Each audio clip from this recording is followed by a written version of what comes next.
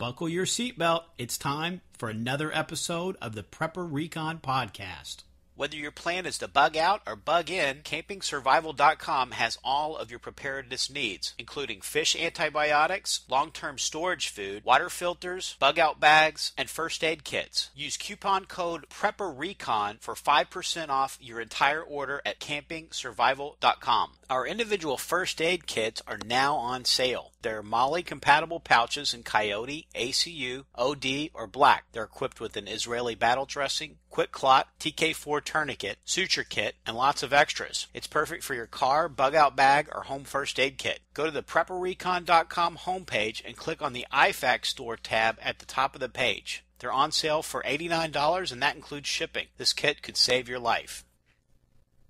David Kobler, a.k.a. Southern Prepper 1, on YouTube is back with us on the show today. David and I just published our new book, Retreat Security and Small Unit Tactics. David, it's a pleasure working with you on the book. Are you excited about the release? Oh, I'm definitely excited. This is a lot of work put into it. Hopefully people can benefit from it and use it. And this is better than a YouTube video because they can take it with them and always have that information to refer back to. Absolutely. Now, can you give the folks a little background? Maybe we have some new listeners. Can you tell them a little bit about your time in the military? Yes, I served in the infantry, combat infantry. Most of my time was spent at Fort Campbell with the 101st Airborne.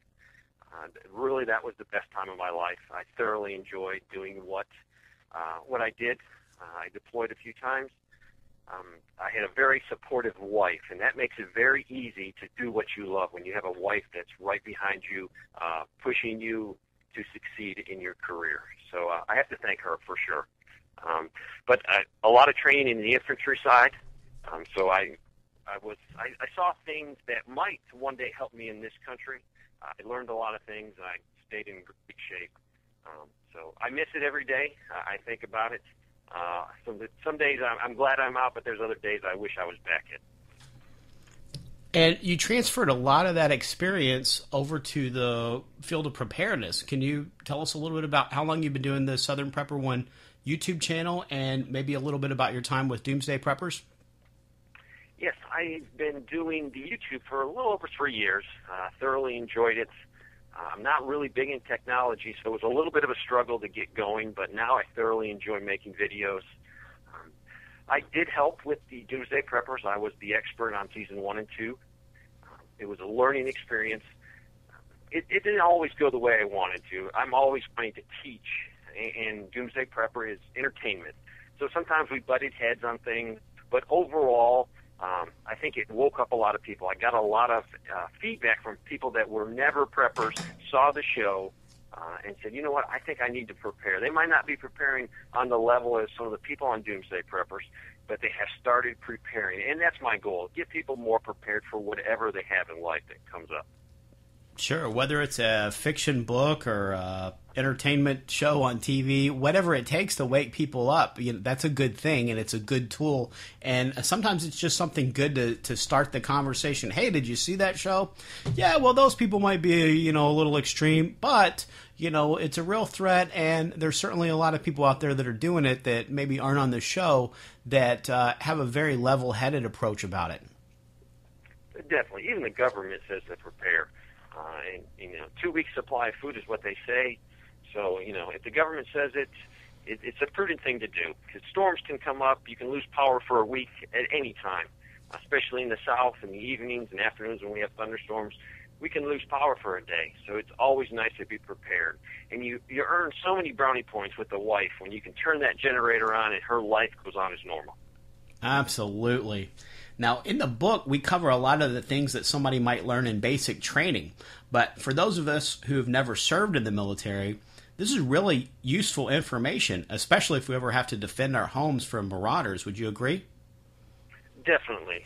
We're stressing a few things. Shoot, move, and communicate. If you can do those things, if you can shoot accurately, if you can move and you can communicate with fellow people in your team or in your neighborhood, you can do a lot. So the infantry thing is shoot, move, and communicate. And we've touched that in this book.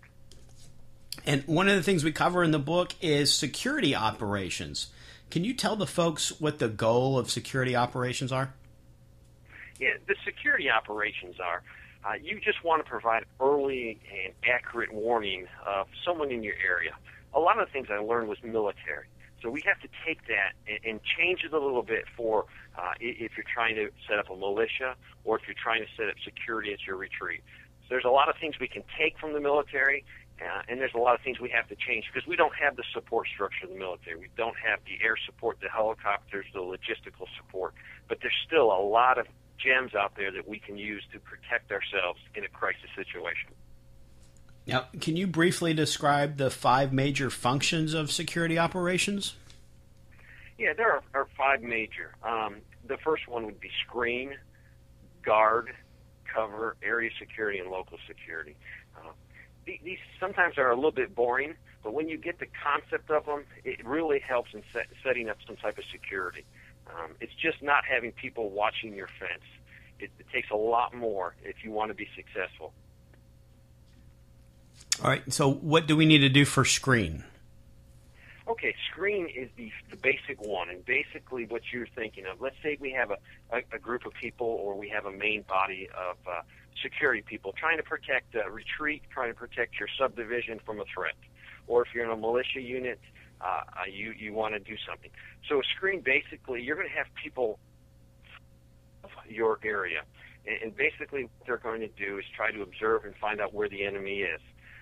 You want to have eyes on. You just don't want to be there where the enemy attacks you and then you have to react. What you're trying to do is have some time for your main force of defenders to react, to gain some time, or to be able to maneuver against them. But if you don't have those people out there, the enemy is going to be right on your front door, and that's not what you want.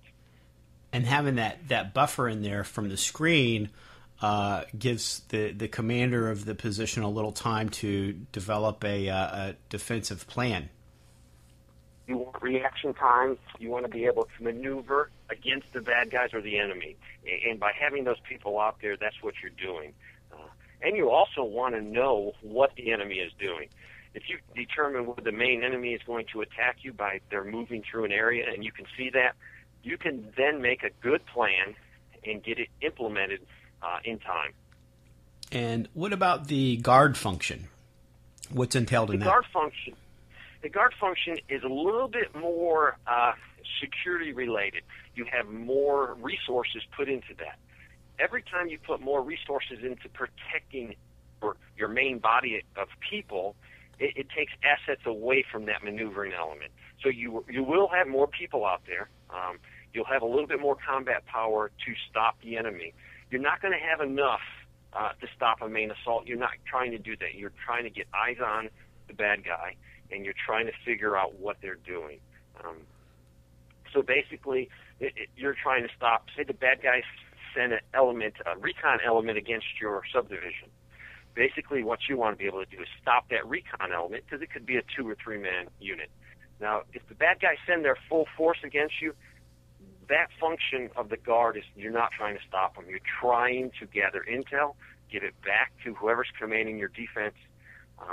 Now, you can harass the enemy. You can try to slow them down, and that's what you want to do. But you don't want to get decisively engaged if you're in the guard function. And what about the cover function? The cover function is you have some combat power. That force contains enough people that they're capable of operating independently of that main body. So you definitely have a punch. It's sort of like a left-right if you're a boxer. Your right punch is your main body of people. Your left is your jab. And you can jab and you can find out where the enemy is weak. So basically, that is your jab. You have people there, you have combat power, and you can do a few things. If you do engage a small group of enemy in the cover, you can attack them. You can do a little offensive maneuver. With the screen and the guard, you don't have much offensive power unless it's a small recon unit. So the guard has a lot of power. The problem is, the more people you put in that cover position to protect the main force or the retreat, you have less combat power left to use where you need it. So there's a trade-off. We're going to take a quick break, and we'll be right back. Katie Armor offers affordable body armor, including Level 3 trauma plates made of AR-500 steel, which can endure multiple rounds from pistols and rifles up to 7.62 NATO. All their plates are available with Rhino Linings coating to reduce SPAW. Go to katiearmor.com. That's C-A-T-I armor.com today. And then what about area security? Area security is really, it can be an offensive or defensive in nature. But basically, area security, you are trying to protect a subdivision, your friendly forces, or maybe you're trying to protect a route. You need to keep open a bridge for your community, and that's what you're going to have. These are sort of on the boring side, and you have to be careful. Area security, you're not really doing a lot of moving around or going further out, so it can get a little boring, and that's what the enemy is looking for. They're going to try to put you under observation, and they're going to look at your routines, so you trade your guards out every 4 hours. They're going to look for lack of security, and they're going to take advantage of all of this to attack you in that area. Usually, if we're in a military sense, area security will involve civilians. So you might have a subdivision, you need to guard a bridge, but you have all these other people going through that bridge that have a legitimate reason to go through that bridge. So in area security, you might be involving more civilians that are not part of your retreat group, not part of your militia group. So you have to be very careful, and your people have to be trained, because everyone that's out there in a crisis situation might not be a bad guy, so you can't assume that. So you have to have clear rules of engagement so your people know that, hey, these are other people trying to survive. You have to be very careful. And then we also include a section of the book for urban security, and there's a lot of crossover between the retreat security and the urban security. Now, for an urban security instance where you've had a grid down situation and first responders are no longer able to perform their duties, and you're having to take up security for your subdivision, would the people checking cars coming in and out of the street, making sure that they're residents there, would that fall under area security? It would be a crossover between the area security and your local security. If you control more area, then it'd be more area security. But if you only have a very small footprint, it might just be local security. So if you control more terrain, you can spread that checkpoint out farther, and that's what you want to do, because if you spread your checkpoint out farther, if there is a huge threat to your subdivision or retreat, it will buy you more time to mobilize your main force to protect you. So it's in the middle there, and what you have. And then what about local security? Local security is just what it says. It's your local measures. What am I going to do to protect my people, my group, my subdivision? And what you're trying to do is you're trying to camouflage yourself so the enemy doesn't know you're there, or you're trying to deceive the enemy about your friendly locations or your intentions. You don't want anybody to put you under observation. That's definitely what you don't want. And there's a lot of measures you can use for local security.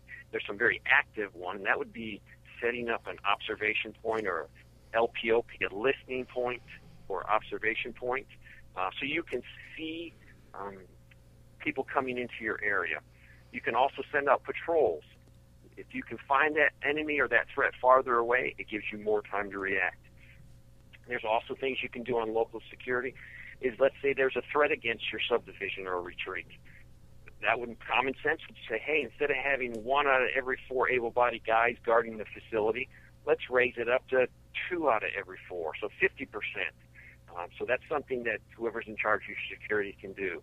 Another thing for local security is what's called stand to time. That's right in the morning before it becomes first light. That is an opportunity when the enemy can attack you. Most people are sleeping. Anybody that's been on guard is at that point, they're probably very tired. So this is a typical thing that in the military, on stand to, right before it gets light, we raise our level of security. So if we do have a surprise attack, we have people there. Very important. And some of the other things you can do is just some passive. You can camouflage. Noise and light discipline is huge. If they can't hear you or see you or you're not putting information away, that will definitely help. Probably something that people don't think about is proper use of the radio. If you're on there talking and giving away valuable information, that's not what you want to do. So, using the radio is definitely good for security, but it can be bad for security if you have someone giving too much information away. And there's a lot of other passive. You can definitely night vision, any type of alert like a Dakota alert or some type of ground sensors. So there's a lot of things you can do for your local security to make yourself a little bit stronger. So all of your perimeter defense things are going to fall under local security? Definitely.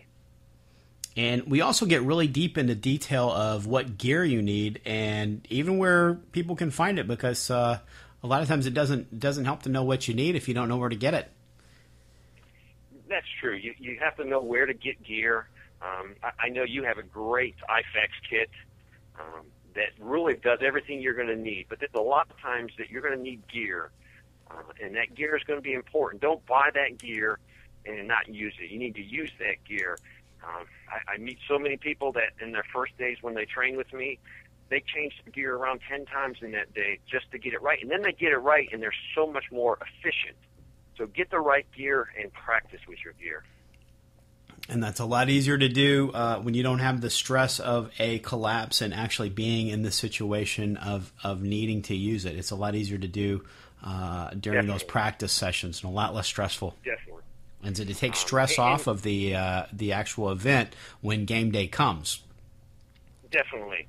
If you're a football player, you don't put your helmet on for the first time on your first game. You put it on every practice, and you get it comfortable. You put your pads on and you get them comfortable, and you get used to running, because when you throw on 30 or 40 pounds of gear, it's going to slow you down. You're not going to be able to do what you normally do when you go to the range in tennis shoes. So that gets back to getting in shape. You might realize all of a sudden you think you're in shape, but then you throw on gear, you throw on some body armor, and it's like, oh my goodness, I'm not in shape. But now is the time to get in shape. So I urge you, that's very important, the right gear and getting in shape to be able to, do what you need to do. Yeah, absolutely. Getting in shape's a big one, because, heart disease is one of the biggest killers in America. Yes, and it's very affordable. You don't have to have an expensive membership, at a gym. There's so much that you can do. You can research it online. You can go to YouTube. You can get in shape, and it really won't cost you anything. Yeah, and even most local libraries have, whether you want to do like a cardio kickbox class or like a power yoga or just about anything, something that's going to get your heart rate up for 30 or 45 minutes to help that cardiovascular and also help you shed some pounds and improve your muscle strength as well. And you can get a lot of that stuff. You can either watch them on YouTube videos, or you can rent videos from the library for free as well. Definitely. Or you can get involved with, especially kickboxing, because you're going to meet people that are doing any type of self-defense training. They're more inclined to be prepared because they're preparing themselves physically. They're preparing to protect themselves against a threat. So you have that opportunity of hopefully meeting people, especially people that might be more preppers, and you probably will meet some preppers in some of those classes. So you got to get out there and you got to meet other people. Absolutely. And a lot of this stuff is information that you can find on either the Southern Prepper One YouTube channel or PrepperRecon.com. But there's also going to be a lot of new information in the book as well. And the thing about the book is that if you ever really need this information, the internet or even the power grid might be down. So it's a good idea to have that hard copy around. It's also going to be available on Kindle, so it's something that you can have already stored in your Kindle, so that if you do lose power or the internet, hopefully you've got some solar backup or something that you can still run your Kindle as long as it wasn't taken out by an EMP. Yeah, and a book is nice because you might have friends that you trust, but they're not totally into prepping. And if a crisis happens, they come to your house, but they're not prepared. You can give them that book because you're not going to have time at the immediate onset of a crisis to start training them. But if they have a book, they can start reading, and it will speed things up when you do actually physically start training them. Give them some information to start reading. That's right, because you already have the basic concepts down. Yes. And we're going to be giving away some cool stuff, including one of my Molly individual first aid kits that you just mentioned. And we'll have some other cool survival-related items to celebrate the release of the book. So for folks listening on Stitcher, iTunes, or YouTube, head on over to prepperrecon.com to get all the details for the giveaway. This contest will have at least 3 winners, so your odds of winning are really, really good. The last giveaway had less than 30 people participate, so if we get those same kind of numbers and we have 3 winners, that's a great you got about a 1 in 10 shot of winning. So, David, it was a real honor to get to work with you on this project, and thanks for joining me on the show today. Oh, thank you. It's been enjoyable. It's always great to get on your show and talk. Thank you. Thanks. In American Reset, the final chapter of the Economic Collapse Chronicles, the ultimate contest between liberty and tyranny reaches the apex. The Bear family and their neighbors learn the true value of community as they rely on each other to survive the war and the effects of the financial meltdown. Will the collapse bring an oppressive regime that enslaves the American people, or will the patriots prevail and guide the country back to a place of freedom, peace, and prosperity? Get your copy of American Reset in Kindle, paperback, or audio edition at Amazon.com today.